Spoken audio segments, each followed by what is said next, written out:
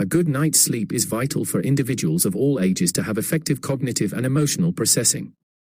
Prior evidence shows that sleep is associated with physical and mental health and to overall quality of life. Therefore, a good sleep is of great importance. Unfortunately, it is not always easy for many people to achieve good sleep, especially in modern society that has rapid growth in technology. In this video, we will be discussing about having adequate sleep, especially if you are infected with the COVID-19 and getting vaccination. The best hour to have a good sleep and what you need to do to overcome sleep problems, or if you are unable to sleep on time, will be highlighted in this video. Be sure to watch until the end, because there's one that not too many people know about. So if you are ready, let's get into it. Disclaimer. This content is for educational and informational purposes only. It is not intended to be a substitute for professional medical advice, diagnosis, or treatment. Please consult with a physician with any questions that you may have regarding a medical condition. Never disregard professional medical advice or delay in seeking it because of something you watch in this video.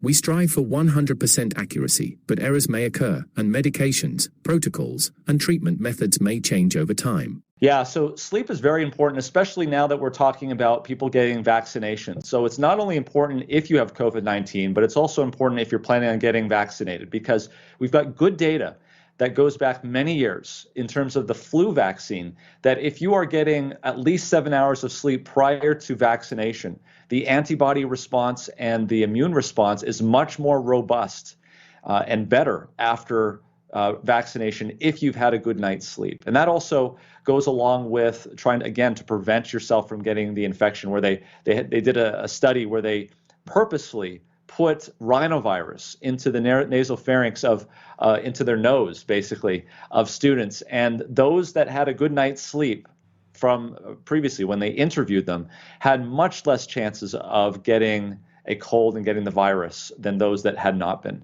So sleep is very, very important. The other thing I would mention about sleep is it's particularly the hours of sleep early in the night. It is those hours that is associated with slow wave sleep. So the hours of sleep before midnight are probably worth more by hour than those after midnight. So turning off electronic devices, turning off the television, not reading your Facebook page or comments are things that get you emotionally charged. These are all things that are going to prevent you from going to sleep. It's better to shut down at that point, go to bed, and get that slow wave sleep. By the way, that slow wave sleep, Kyle, is associated with growth hormone secretion, which is really, really important in terms of longevity. But if I've just tested positive for COVID-19, I might be a little nervous. Going to be hard to get a good night's sleep. Is there anything else, like any supplements I could take? Anything else you'd recommend if I'm having trouble sleeping? So we've talked before about the oxidative nature of COVID-19 and the fact that the ACE2 receptor is taken out. And the bottom line here is that we are seeing more and more evidence that oxidative stress is playing a significant role in the deleterious effects of SARS-CoV-2. One of the things that would help in terms of sleep and also in terms of an antioxidant is melatonin. Now, some people might notice that melatonin works really well for them, other people not so much so.